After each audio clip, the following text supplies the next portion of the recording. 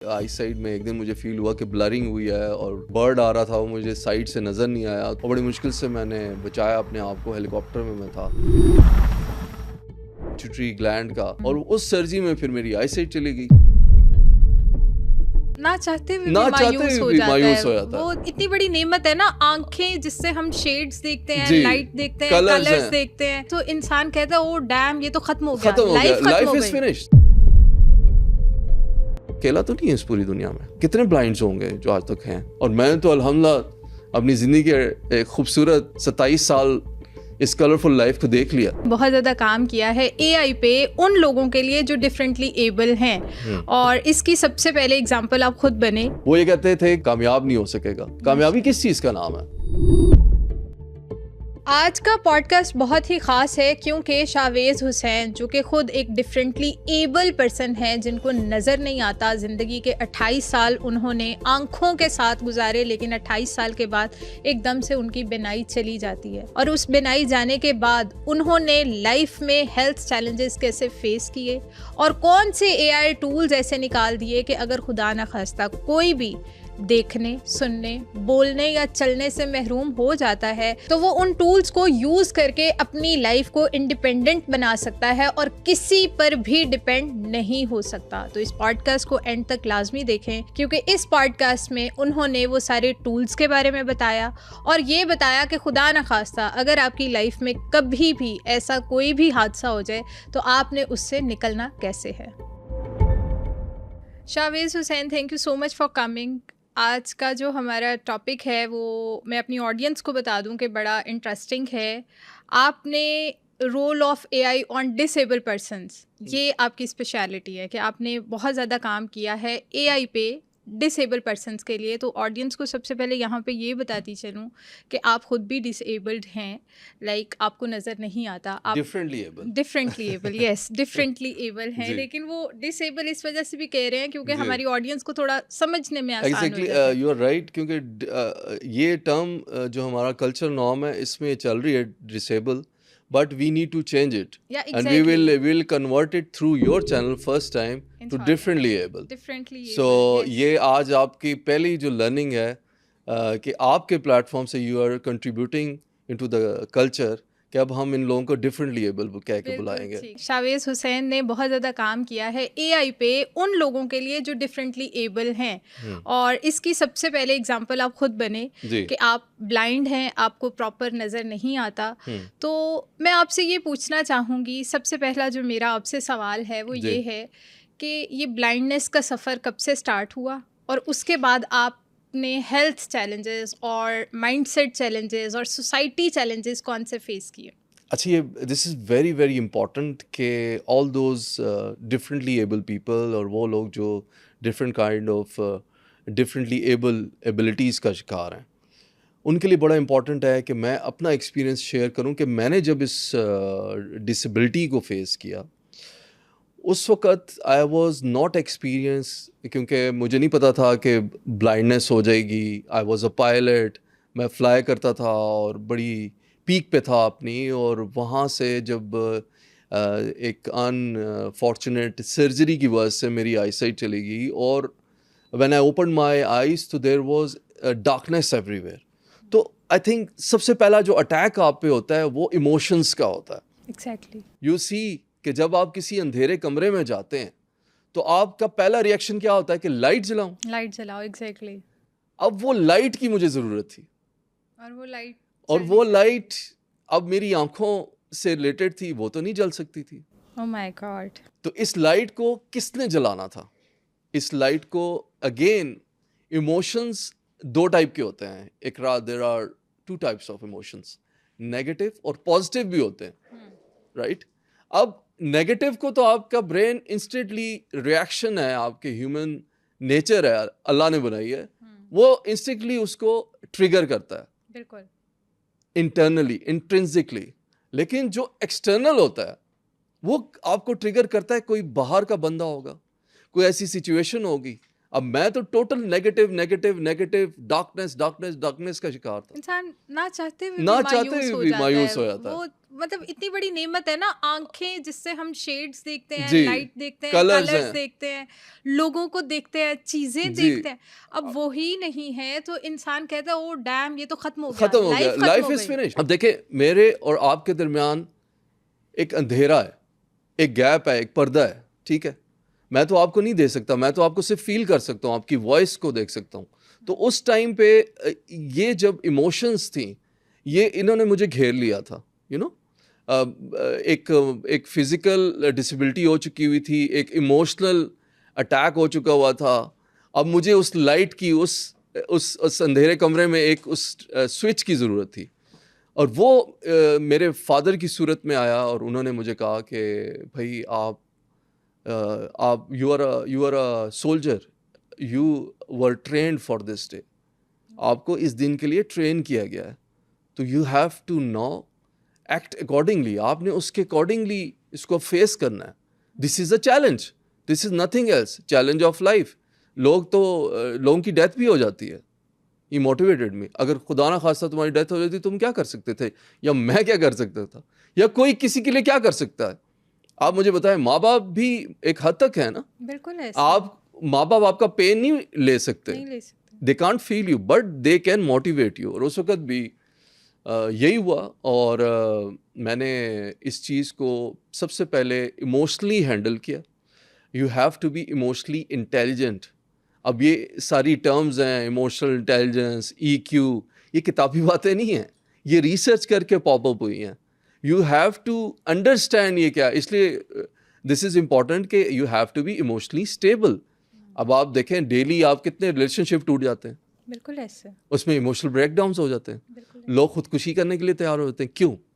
The reason क्या is हम कि इमोशनली आप स्टेबल ही नहीं होते। स्टेबल नहीं होते। आपको इमोशनली इंटेलिजेंट होना पड़ता है कि आपने सबसे पहले अपने इमोशंस को कंट्रोल करना है, उसके बाद बाकियों के इमोशंस को आप कंट्रोल करेंगे। और उस लम्हे की अगर मैं बात करूं तो दैट वाज रियली डिफ़िकल्ट। ये मैं नहीं कहूँगा इट वाज इजी, लेकिन अल्लाह की मेहरबानियां बहुत हैं। Allah is great, great and great. Allah almighty is great. मैं आपको बता रहा हूँ, वो हर एक इंसान को इंडिविजुअली देख रहा होता है और कंट्रोल कर रहा होता है और हैंडल कर रहा होता है, और आपके पुकारने पे वो आता है। माशाल्लाह। I am telling you, this is my personal experience.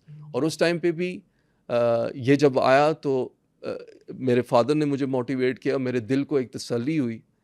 और उसके बाद मैंने सोचा, what's now ahead, let's move ahead, it is useless to cry over spilled milk. अब जो डैमेज होना था वो तो हो गया, नाउ व्हाट? मुझे एक बात बताएं, आज तक मैं आपसे क्वेश्चन करता हूँ, किस आपकी पर्सनल लाइफ में अगर कोई डैमेज हुआ, क्या आप उसको रिवर्स कर सकती हैं? नो, हम उस पे जितना भी रो लें, हम उस पे जितने भी धाड़े मार लें, हम उस नहीं पे हो कुछ सकता। भी कर लें, जो डैमेज अंदर हो गया है इमोशनली, अगर हम एक दफ़ा टूट गए हैं जी, तो वो हम टूट गए हैं। एग्जैक्टली। वो अगर वो चीज़ भी आके दोबारा कह देना कि उस पेन से जो सफ़र किया था वो भूल जाओ, वो आप भूल नहीं सकते, वो देखिए, ना निकाल सकते हैं अपने अंदर एग्जैक्टली से। द पॉइंट इज वो एक ट्रॉमा दे गया आपको। एग्जैक्टली वो चीज़ आप देखें, इंसान की जो नेचर है ना, वो उस चीज़ के बारे में सोचना नहीं चाहती, उस ट्रॉमा, उस पॉइंट, उस पेन और उस इमोशंस के बारे में, क्योंकि वो नेगेटिव होते हैं। लेकिन मैं आपको बताऊं,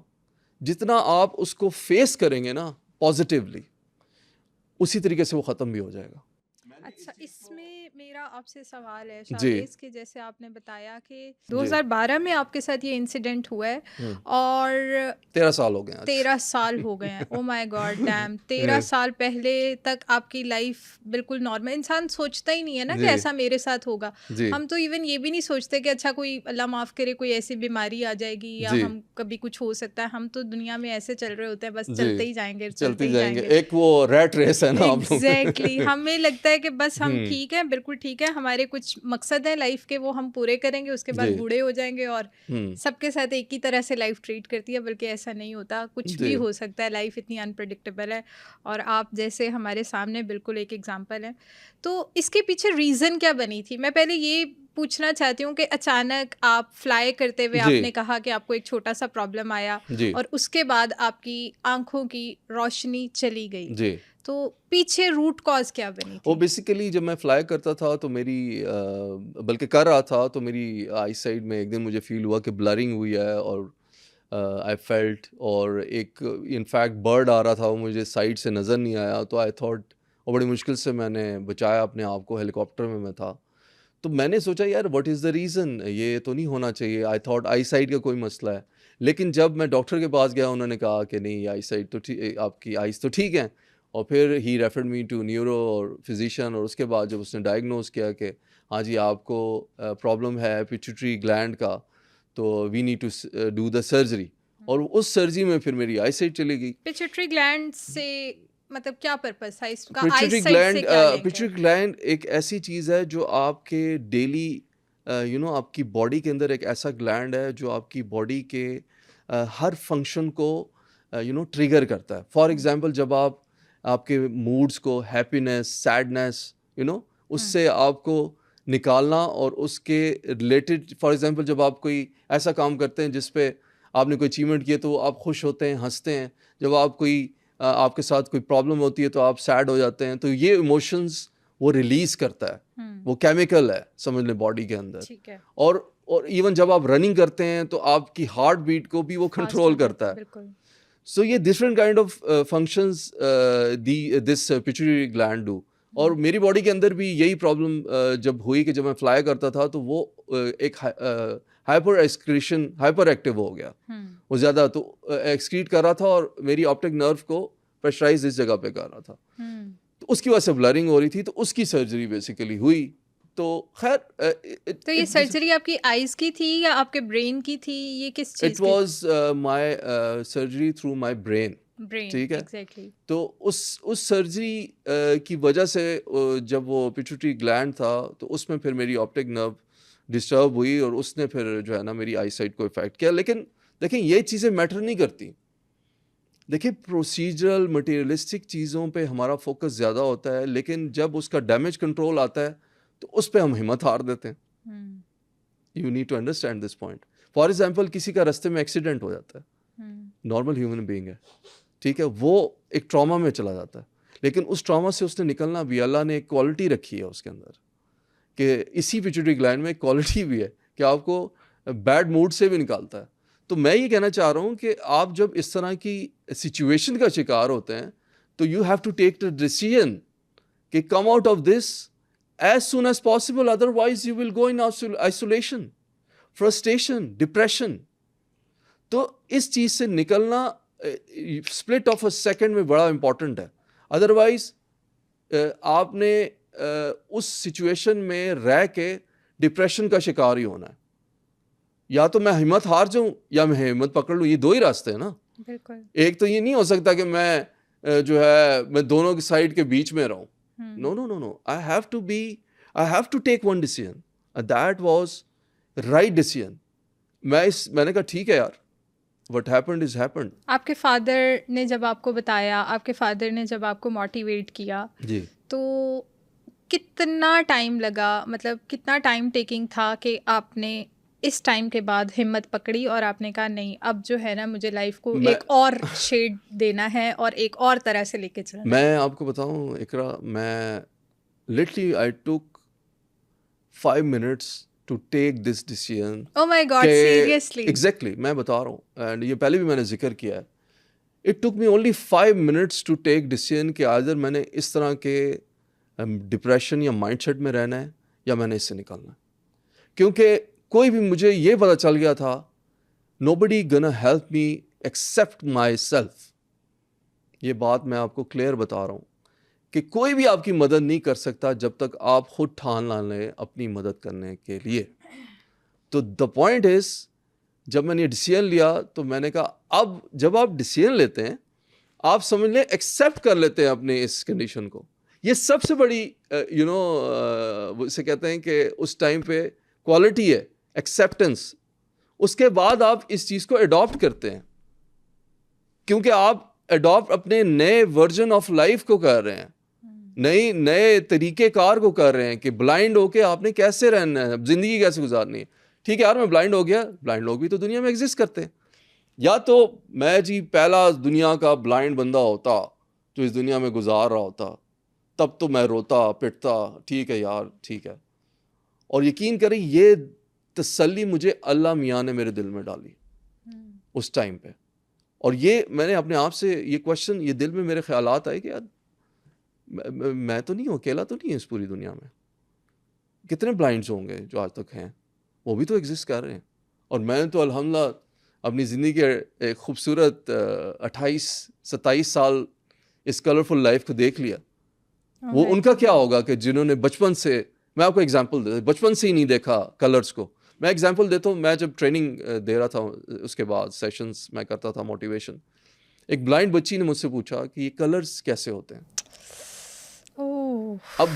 अब this was a stunning and surprising question for me. मैंने उसको कैसे समझाया होगा। अब मैं उस साइड पे खड़ा हूँ रोस्टम के, मैंने कलर्स देखे हुए हैं, मैं भी ब्लाइंड और वो लड़की भी खड़ी हुई है, स्टूडेंट थी ब्लाइंड, कि सर कलर्स कैसे होते हैं। उसने कलर्स नहीं देखे। अब मैंने उसको एक्सप्लेन करना था, हॉल पूरा भरा हुआ था। मैंने उससे कहा अच्छा आपको ये पता चलता है कि अंधेरा वाइट और ब्लैक पता है? उसने कहा हाँ पता है। मैंने कहा बस जो ब्लैक को आप हल्का हल्का हल्का हल्का ब्लैक, उसके बाद ब्राउन, उसके बाद ऑरेंज, उसके बाद ग्रीन, उसके बाद येलो और उसके बाद वाइट। ब्लैक को हल्का करते जाएंगे तो वाइट तक पहुंच जाएगा। ये कलर्स है। तो शी वॉज सेटिस्फाइड, ऑल्दो मुझे नहीं पता है वो कितना मैं I was able to explain her, but at least I was able to satisfy her. देखे ह्यूमन टू ह्यूमन में आपने को दूसरे को तसल्ली देनी होती है। सही बात है। When you are breakdowns in your life, एक दो लफ्ज अच्छे कहना ही बड़ी बात है। बहुत बात है। बहुत बड़ी बात है। इंसान समझता है कि बस पता नहीं उसे क्या ही मिल गया। पैसा मैं आपको दूंगा ना, जब आप इमोशनल होंगे तो वो काम नहीं आएगा। वो एक कागजी मटेरियलिस्टिक चीज है। मुझे लगता है पैसा इज द सिंपलेस्ट थिंग जो आप किसी को दे सकते हैं। Simplest thing. अगर देखें मेरे पास पैसे हैं, लाइक अगर मैं थाउजेंड्स में रखती हूँ अपने पास पैसे, तो अगर मैं उसमें से कुछ हज़ार आपको दे दूंगी मेरे लिए क्या मुश्किल है। मैं लाखों में रखती हूँ, तो मैं अगर कुछ लाख आपको दे दूंगी मेरे लिए क्या मुश्किल है। लेकिन जब मैं आपको अपने इमोशंस दूंगी, आपको अपने वर्ड्स दूंगी, वो बहुत कीमती हैं। That means a lot and it will bring change in your life. बहरहाल इसके बाद I moved ahead और अब मेरा फोकस हो गया टेक्नोलॉजी पे। मैंने उस टाइम पे याद है मुझे कि मैंने एक जो फ़ोन था, जो एक उसके अंदर एक फ़ीचर था जो ब्लाइंड के लिए है, वॉइस ओवर, वो मैंने जब वो मोबाइल निकाला, और मज़े की बात है कि ब्लाइंड होने से पहले मैंने उसको एक दफ़ा टेस्ट भी किया था, तो मेरे जहन में ख्याल आया कि वो भी एक फ़ीचर था, वो देखते हैं कैसे है। तो क्योंकि अब मैं कितना टाइम पहले ये टेस्ट किया था? ये मैंने महीना पहले। ओ डैम, यानी ब्लाइंड होने से एक महीना पहले मैंने वो फीचर टेस्ट किया। क्योंकि मैं उसको सेटिंग्स में जा रहा था, तो उसमें मुझे वॉइस ओवर का फीचर नज़र आया। तो मैंने जब देखा तो मैंने सोचा किसके लिए है, तो जब रिसर्च किया तो पता चला ब्लाइंड्स के लिए। और वो बोलता था, यानी कि वो स्क्रीन पे जो चीज़ है वो बोलती थी। तो वो चीज़ क्या नाम है, मैंने उसको, मुझे ख्याल आया कि नाउ अब मैं एडॉप्टेबिलिटी के मोड में आ गया था कि क्या चीज़ उसको यूज़ करते हैं। अब मैंने ज़िंदगी में रहना भी तो है ना, अब मैंने गुजारनी भी है। तो ये social media is a part of life. आजकल तो यही चल रहा है ना, सोशल मीडिया, फेसबुक है, व्हाट्सएप है, ये सारा आपने इसको मैनेज करना है। तो मैंने कहा लेट्स लर्न इट। अब मैं ब्रेल तो सीख नहीं सकता था, और ब्रेल में तो व्हाट्सएप वगैरह ये चीज़ें तो नहीं है। Why not to learn that technology. और वो चीज़ जब मैंने उसको ऑपरेट किया, मैंने 2 वीक्स के अंदर उसको सीखा, और मैंने उसके बाद उसको अडॉप्ट किया। और खुद से सीखा? जी, खुद से सीखा, खुद से उसको ऑन करके प्रैक्टिस की। प्रैक्टिस ये कहते हैं ना, practice makes a man perfect. तो this is not a myth, this is actual research से आई कि आप प्रैक्टिस करेंगे उतनी आपकी वो हैबिट बन जाएगी, आपकी उसको आदत हो जाएगी। तो वो जब मैंने उसको सीखा, और ये वो मोबाइल भी आज मैं साथ लेके आया हूँ जिससे मैं प्रैक्टिस करता हूँ। इसमें मैं अपनी ऑडियंस को एक चीज़ बताती चली जाऊँ कि जब मेरा आपसे राब्ता हुआ तो आपने मुझे कहा कि मैं व्हाट्सएप पे आपको टेक्स्ट कर दूँ, एंड आई वाज सरप्राइज कि आप ब्लाइंड हैं, मैं व्हाट्सएप पे टेक्स्ट कर दूंगी, और आपने मुझे रिप्लाईज भी और बड़ी क्विकली, ये भी नहीं कि चलो थोड़ा टाइम लिया, और बड़े क्विकली टेक्स्ट मैसेजेस मुझे आपकी साइड से रिसीव हुए हैं। तो मैं बड़ी हैरान हुई कि भाई आप इतना क्विक रिस्पॉन्ड, और वो भी टेक्स्ट फॉर्म में लिख के कह रहे हैं, वॉइस नोट भी नहीं। ये एआई टेक्नोलॉजी का कमाल है, अब तो एआई जब मैं 2012 में था उस वक्त ज़रा एआई की ज़रा इनिशियल फॉर्म चल रही थी, अब तो बड़ी कमाल हो चुकी हुई है और it is assisting all the disabled people. और इसी को यूज़ करते हुए इस टेक्नोलॉजी को मैं आपको टेक्स्ट भी कर सकता हूँ, व्हाट्सएप पे मैं मैसेज अपने भी कर सकता हूँ। कैमरामैन को रिक्वेस्ट करूंगी कि आप मैं मुझे आपको ज़रा टेक्स्ट करें ठीक है, और इस पे ज़रा फोकस मैं किया आपको जाए कैमरा, और देखें कि वो ब्लाइंड होने के बावजूद टेक्स्ट कैसे करते हैं, मैं आपको दिखाता हूँ। उनकी टेक्निक क्या है, उनकी हाथों की मूवमेंट, और वो बहुत क्विक रिस्पॉन्ड करते हैं। ये देखें जी, अब जैसे आपका नाम मैंने यहाँ पे व्हाट्सएप में आए, आपका नाम इकरा आगा, मैंने सर्च किया और मैं निकाला, अब मैं आपको मैसेज कर रहा हूँ।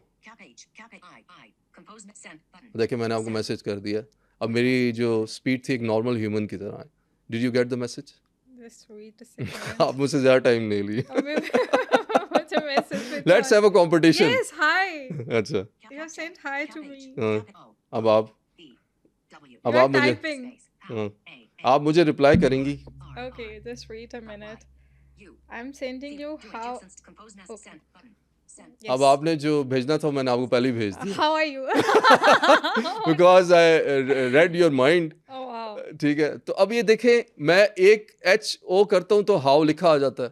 तो एआई डिक्शनरी मुझे हेल्प करती है, मुझे पता है कि words it predicts what I am trying to send you.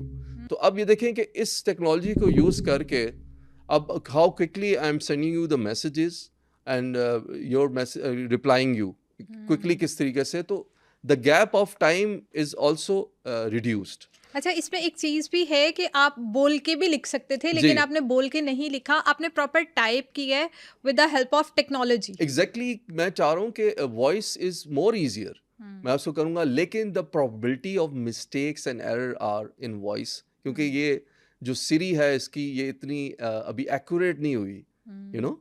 तो वो चीज़ को अवॉइड करने के लिए मैंने आपको टेक्स्ट किया। अब टेक्स्ट में मेरी स्पीड बढ़ चुकी हुई है, वो इमीडिएटली मैं आपको टेक्स्ट करता हूँ एआई के थ्रू। तो ये टेक्नोलॉजी अब देखें, it's a part of life now. जब शुरू में जब आपको मोबाइल फ़ोन्स आए थे, जब उसके बाद पेजर आए थे इफ़ यू रिमेंबर, और उसके साथ साथ आपके जो कंप्यूटर्स आए थे, फिर लैपटॉप्स आए, फिर टेक्नोलॉजी हैज़ इवॉल्व। तो अब एआई आ गई है और फिर जनरेटिव एआई है। तो इस एआई को मैंने साथ साथ अपनी लाइफ में इसका हिस्सा, इसका अब मेरे पास स्मार्ट स्पीकर्स हैं, तो उनसे मैं बात करता हूँ, उनसे मैं अपने लाइट्स भी ऑन करवा देता हूँ, अपने टीवी को भी ऑपरेट कर लेता हूँ। तो ये मैंने अडॉप्ट करता रहा ताकि मैं why we are doing it, ज़्यादा डिपेंडेंट ना हो। डिपेंडेंसी ना हो और मेरी क्वालिटी ऑफ लाइफ भी बेहतर हो रही है। मैं जब डिपेंडेंसी किसी पे नहीं होगी तो मैं आई will B operating my self independently. और ये टेक्नोलॉजी डिसेबल के लिए अब इट्स डूइंग वंडर्स प्रेजेंटली। अब मैं आपको बताऊं कि एआई जो है अभी जो हेल्थ इंडस्ट्री में बड़ा कमाल कर रही है। रोबोट्स जो हैं वो सर्जरीज कर रहे हैं हार्ट की, ब्रेन की, वो एआई रोबोट्स हैं। अच्छा, फिर आपके जो डायग्नोसिस हैं पेशेंट्स के, वो कर रहे हैं, डायग्नोसिस, उनका डाटा जाता है, उसको डायग्नोस करते हैं इनको क्या बीमारी है, ट्रीटमेंट सजेस्ट करें और कि जी क्या ट्रीटमेंट होनी चाहिए। अब फ्यूचर में एआई तो हेल्थ में बहुत बड़ा काम करेगी, ये हेल्थ वो प्रॉपर ट्रीटमेंट, बड़े जो एक्सरेज हैं, एमआरआईज हैं, प्रेजेंटली भी हो रहे हैं, उसमें और इम्प्रूवमेंट आएगी। वो एमआरआईज को असेस करेगी कि जी क्या ट्रीटमेंट होनी चाहिए और प्रोएक्टिवली आइडेंटिफाई करेगी कि इस पेशेंट का लाइफस्टाइल कैसा है, इसको कैसे चेंज करना चाहिए और इसके लिए क्या टिप्स हैं, हेल्थ टिप्स हैं, ट्रीटमेंट क्या है। तो आप ये देख लें कि जो डॉक्टर्स होंगे उनके असिस्टेंट एआई बॉट्स होंगे, और एंड पे आके जो लास्ट ओपिनियन होगा वो ह्यूमन डॉक्टर का होगा। उससे पहले सारी जो चीज़ें होंगी वो आपको जो एआई होगा वो कर रहा होगा, मैनेज कर रहा होगा एज ए पेशेंट।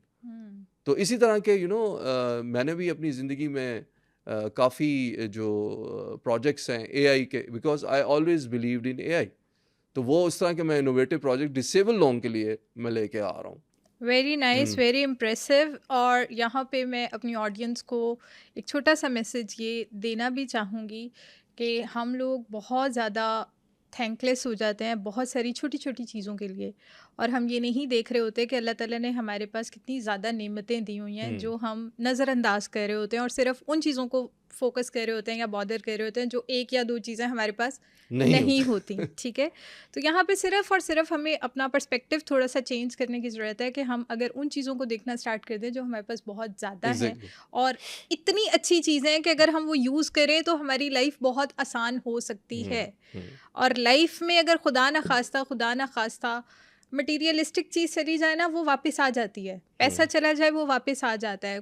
ये वो चीज़ें हैं जिन्होंने आ जाना है, लेकिन हेल्थ में, आपकी बॉडी में कोई बॉडी का पार्ट चला जाए, उसके बाद भी आप जैसा इंसान जो बहुत ज़्यादा शुक्र कर रहा है और वो कह रहा है कि मैं बहुत खुश हूँ, मैं बहुत सेटिस्फाइड हूँ, मैंने एआई के थ्रू अपनी लाइफ आसान बना ली, तो हमें तो बस फिर सजदे में रहना चाहिए। हमें तो सजदे से उठना ही नहीं चाहिए। एग्जैक्टली। अल्हम्दुलिल्लाह, अल्हम्दुलिल्लाह, we are completely fine. Yes. हमें कोई इस तरह की कमी नहीं है। हाँ। तो अपनी लाइफ में वो चीज़ें देखना स्टार्ट कर देनी चाहिए हाँ। जो कि हमारे पास हैं और जिनका Exactly. हमें बस You her have hall to में you have to show contentment. Exactly That is, देखिए, एक चीज अपनी लाइफ में चेंज लें आप, आपके सारे मसले खत्म हो जाएंगे लाइफ के।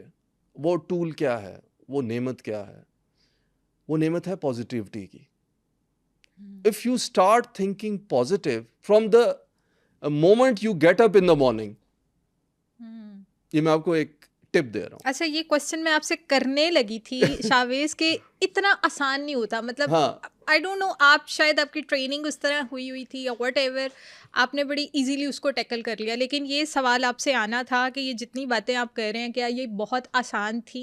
नहीं, तो देखें, उसका जर्नी आप जी। थोड़ा सा ज़रूर शेयर करें कि नहीं, मेरे लिए भी मुश्किल होती थी, जी। मैं भी रात में या दिन में किसी टाइम पे इमोशनल हो जाता था, फिर कैसे खुद को दोबारा नहीं, से देखे, इसमें जर्नी आसान नहीं थी। देखे, जर्नी जो डेस्टिनेशन होती है, मंजिल होती है, जब आप उसको सेट करते हैं तो उसके रास्ते में तो मुश्किलात आती हैं, स्पीड ब्रेकर्स तो आते हैं, और वो आपका गोल भी होता है लाइफ का। जब मेरी जर्नी थी तो मैंने इस अपनी लाइफ के गोल सेट कर लिए। उन गोल्स ने मुझे मोटिवेशन दी। मैं आप यकीन करें कि अब मैंने इसी टेक्नोलॉजी को यूज़ करते हुए मैंने पहला गोल सेट किया कि मैंने अब पढ़ाई से स्टार्ट करना है, मैंने गोल्ड मेडल लेना है जिस डिग्री में मैंने दाखला लिया। That was my goal. और वो गोल मुझे इतनी मोटिवेशन देता था कि मुझे सोने नहीं देता था। अब वो मुझे गोल सोने नहीं देता था, मेरी नेगेटिव थॉट्स को ख़त्म करता था, और मुझे ट्रेनिंग देता था वो गोल कि इसको ऐसे करो, इसको ऐसे करो, क्योंकि गोल के बच्चे होते हैं ऑब्जेक्टिव्स, ऑब्जेक्टिव्स के बच्चे होते हैं टास्क। टास्क क्या होते हैं? डेली के काम। वो डेली के काम करेंगे, वो डेली के ऑब्जेक्टिव्स आपके अचीव होंगे। वो डेली के ऑब्जेक्टिव्स जब अचीव होंगे तो वो 2-3 साल का गोल अचीव हो जाएगा। ये लिंक्ड है। इस चीज़ ने मुझे डेली हेल्प करता था, ये चीज़।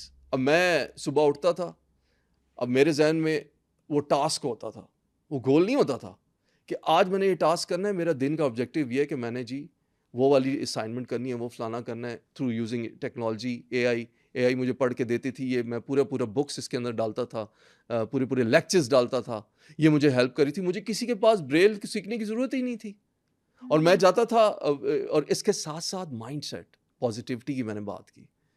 Positivity gives you motivation, passion, passion क्या है? आपको एक ऐसी अर्ज है कि आपने इसको अचीव करना ही करना है। और पैशन कैसे आपको फील होता है, कैसे आप अपने आप को वो राज़ी करते हैं इस पैशन के लिए? For example, you want to become the biggest international anchor on some bigger international channel, ये आपका गोल हो गया। तो जब आप इमेजिन करते हैं, begin and in mind first.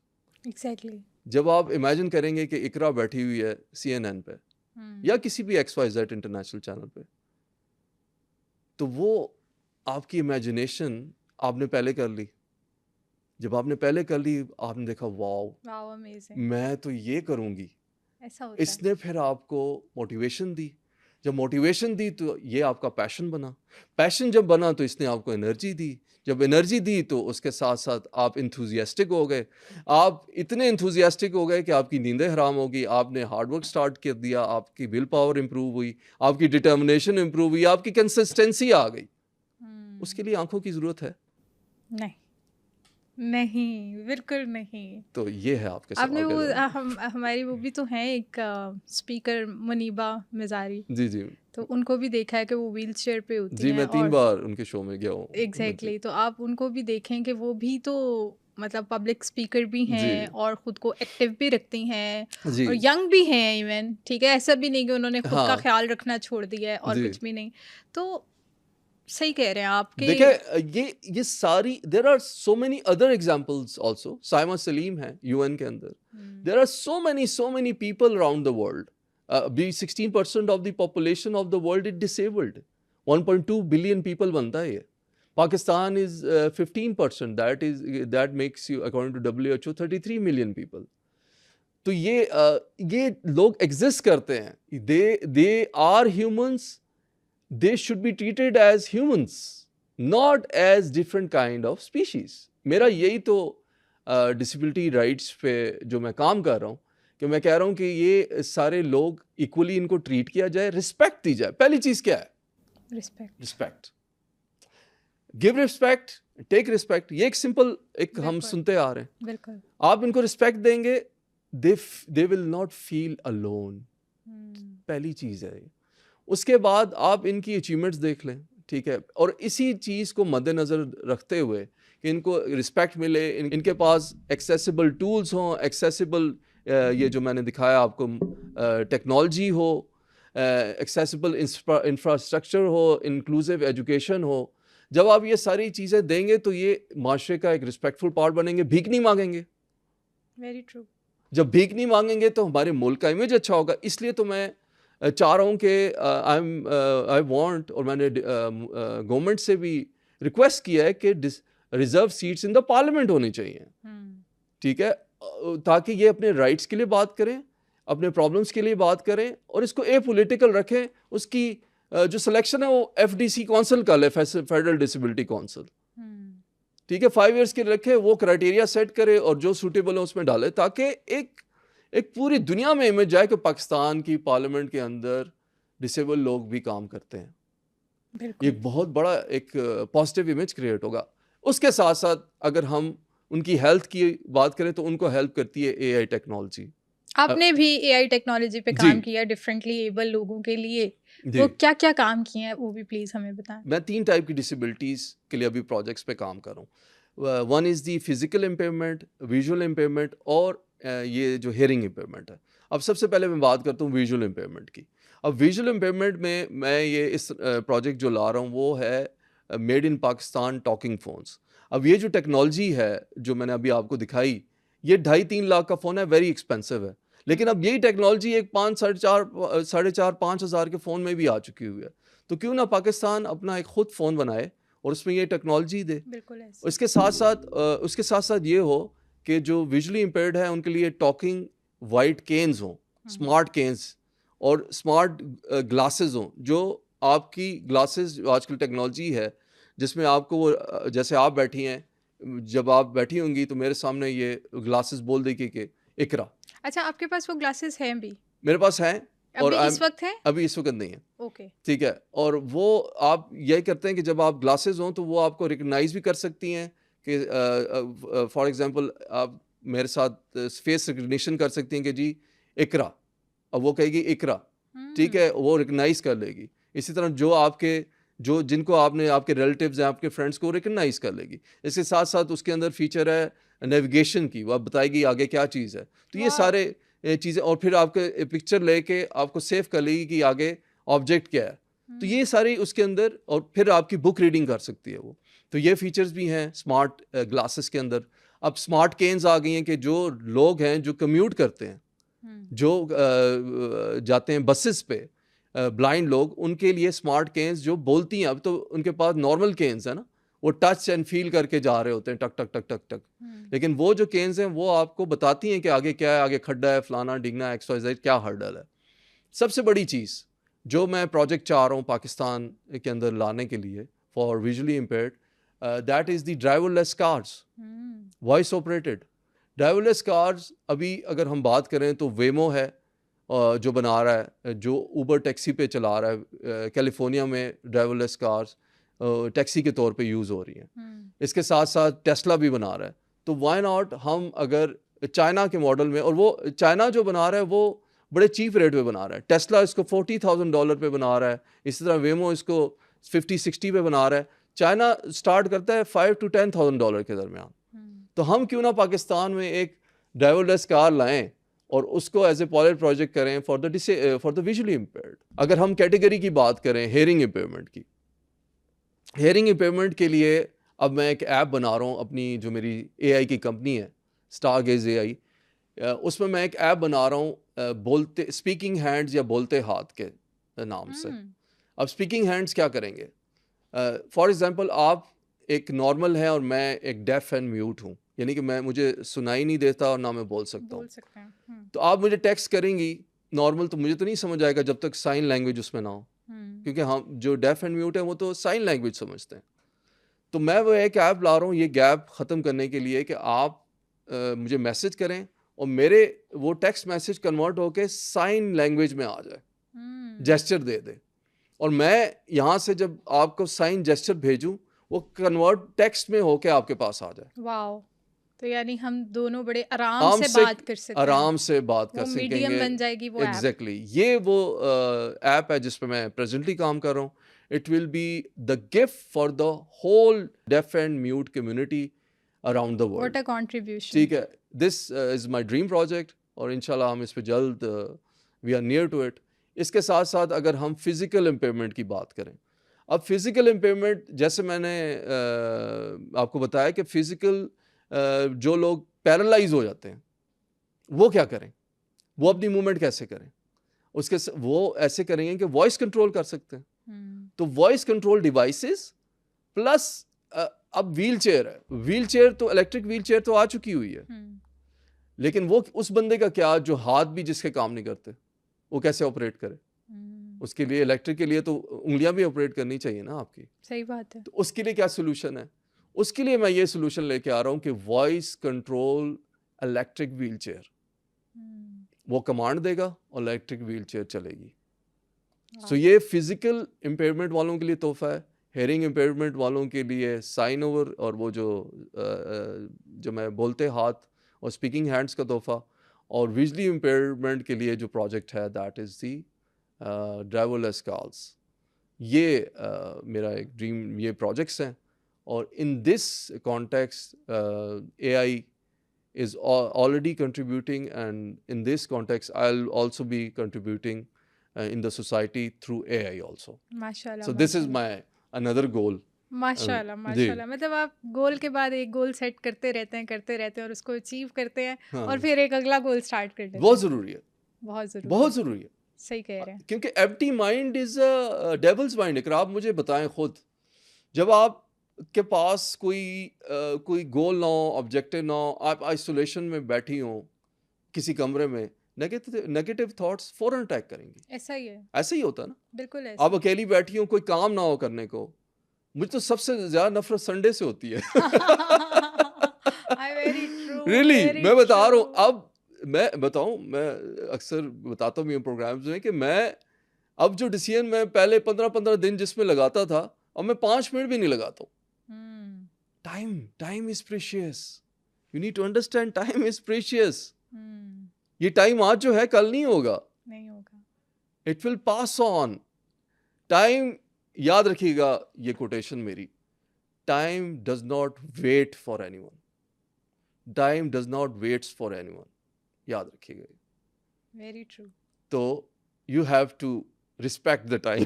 Very very true. माशाल्लाह माशाल्लाह, मैंने तो खुद आपसे इतना कुछ सीखा है, एंड आई होप कि हमारी ऑडियंस ने बड़ा इस एपिसोड को इंशाल्लाह वो एंजॉय करेंगे, क्योंकि इतनी पॉजिटिविटी और इतनी मोटिवेशन एक आम इंसान नहीं दे सकता। मुझे ऐसा लगता है कि शायद मैं इन चीज़ों से गुजरी नहीं, तो मैं वो चीज़ें उस तरह फील नहीं कर सकती। अक्सर मैं अपने मैं जिनकी काउंसलिंग करता हूँ, जिनका मेंटोर काफ़ी, अब अल्हम्दुलिल्लाह I can't tell you the numbers, काफ़ी स्टूडेंट्स, प्रोफेशनल्स, सीनियर्स, उनका मैं मेंटोर हूँ। मैं उनको ना ऑक्सीजन देता हूँ, वो that is the oxygen of positivity. और वो अल्हम्दुलिल्लाह जब वो फ्लाई करता है ना वो, तो दैट इज़ माय अचीवमेंट। माशाल्लाह। Because I am not a king, I am a king maker. माशाल्लाह. तो वो that is the trophy for me at the end of the day. माशाल्लाह. ट्रॉफी क्या है इकरा? किसी के चेहरे पे आप एक स्माइल लें, वाह. ये ट्रॉफी हो गई ना, कंट्रीब्यूशन हो गई. सही बात. उसने आपको इंडोर्स किया स्माइल से, यू नो, और ये आपको एंड पे काम आएगा.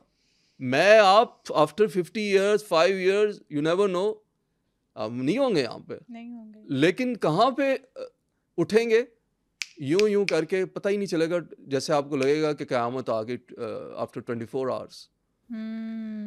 सो क्या आप उठेंगे ना, जैसे सूरह काफ में भी है. ऐसा ही है, ऐसा ही है.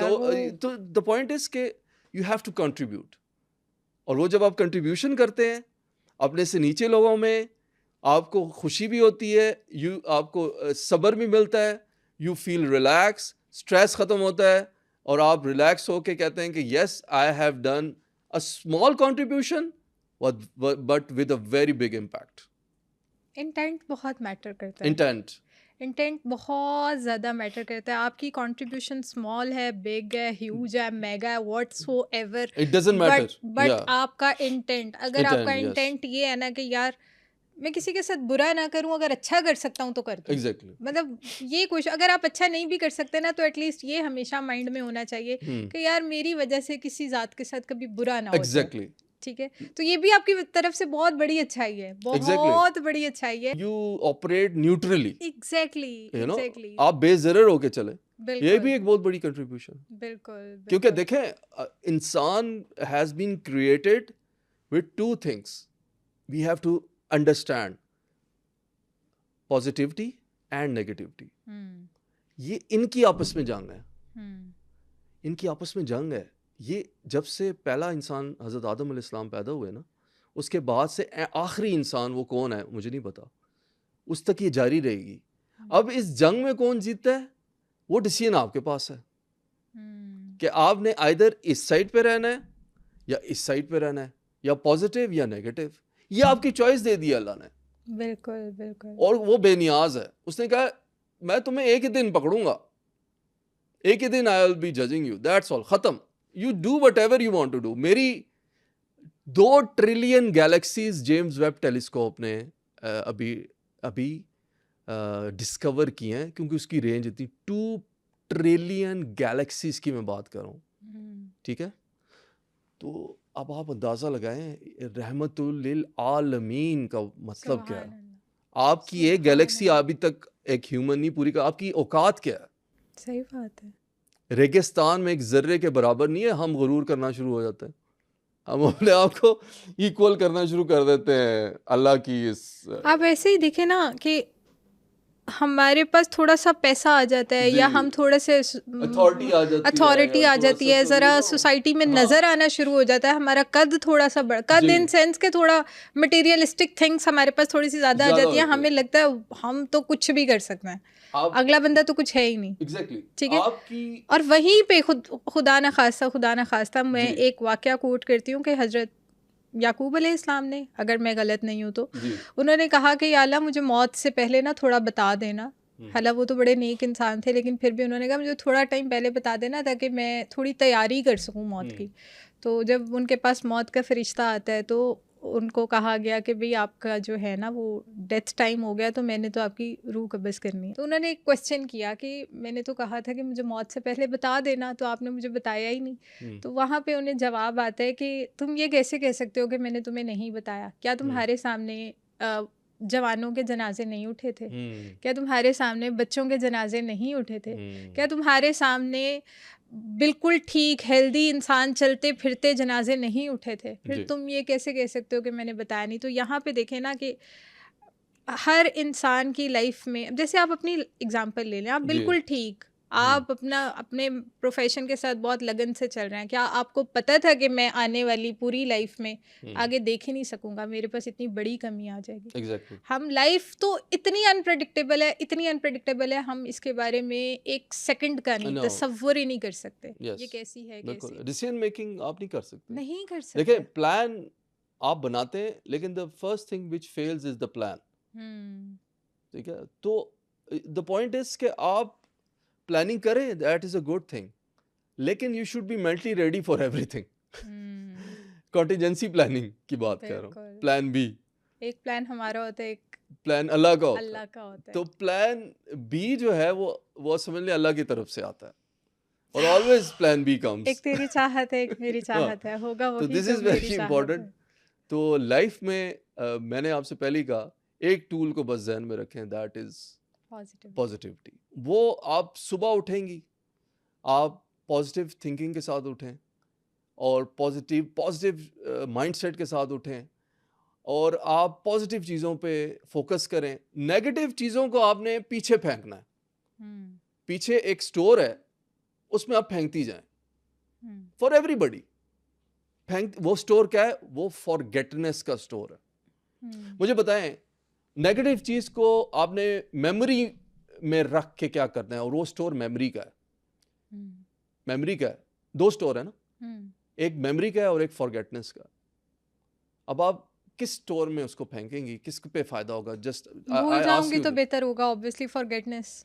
याद रखूंगी तो वो फिर बार बार ट्रिगर करेगा, Yes. बार बार ट्रिगर करेगा। तो याद रखेंगे कि ये चीज़ आपको जो जो फेलियर है, फेलियर तो एक अल्लाह की नेमत है। फेलियर से लोग डिप्रेशन में चले जाते हैं। क्यों भाई? फेलियर तो आपको और स्ट्रांग बनाता है।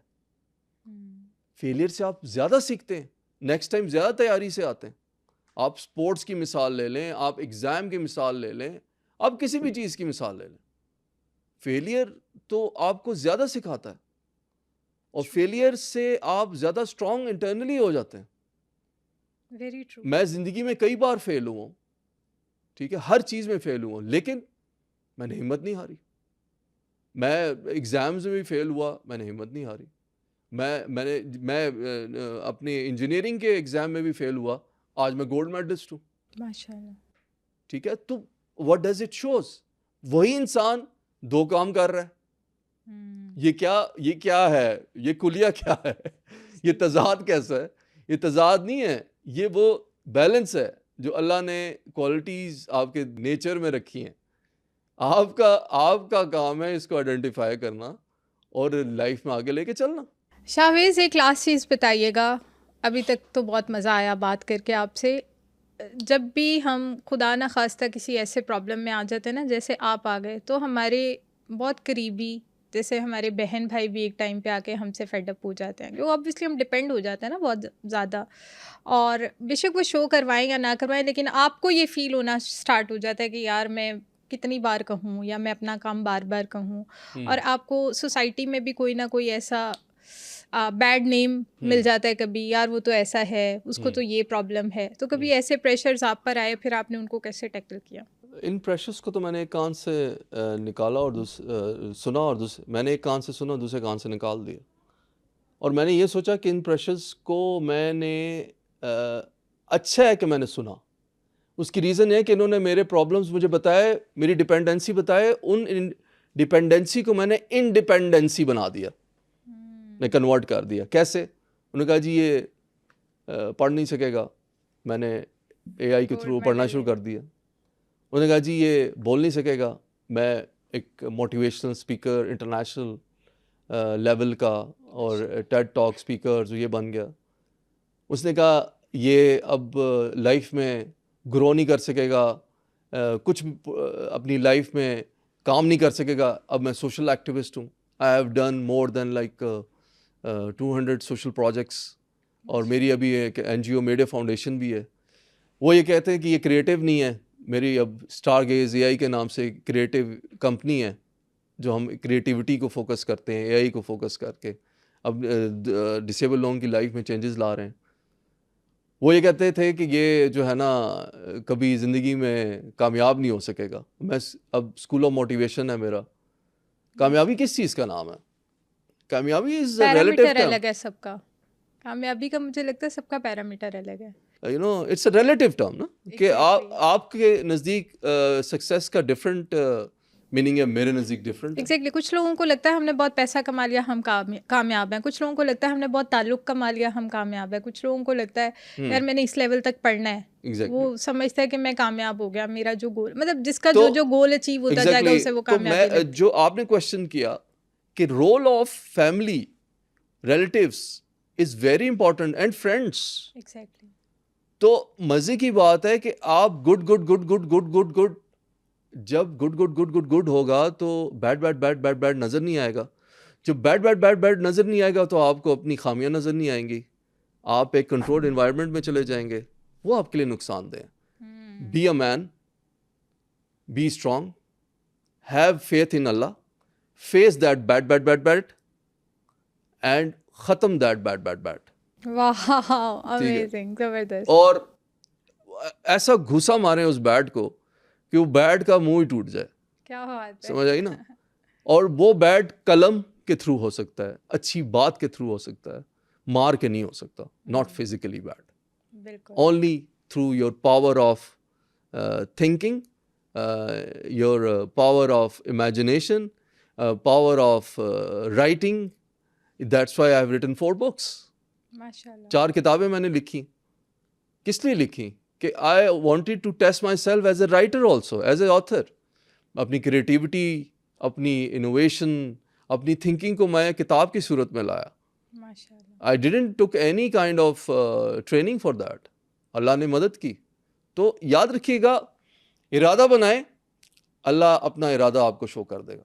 Thank you so much Shavez. बहुत ही अच्छा सेशन था और इंशाल्लाह इससे नहीं, आपका शुक्रिया, आपने इनवाइट किया. Thank you नहीं, so much. आपने जितनी प्यारी बातें की हैं ना, जी. मुझे लग रहा है कि मेरा भी बहुत ज़्यादा कैथार्सिस हो गया और इंशाल्लाह हमारी ऑडियंस का भी हो जाएगा.